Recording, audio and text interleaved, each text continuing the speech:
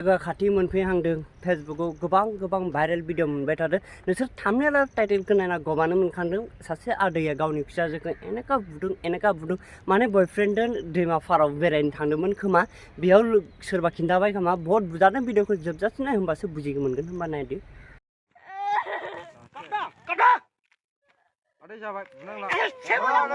जाबायलै दा जाबाय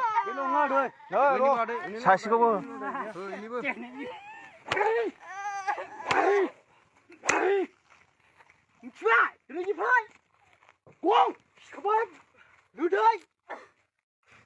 किउलै आदै थेंक इउ बुनायनि थाखाय बारा जाबायलै जोंनि बर'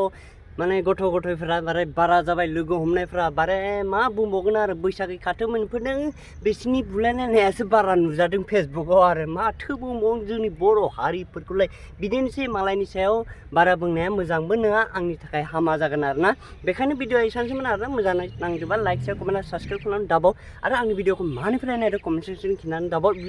भिडिअ नायबाय थानो थाखाय साबस्क्राइब खालामना दाबावदो होमबा भिडिअ एसेनोसै बाय बाय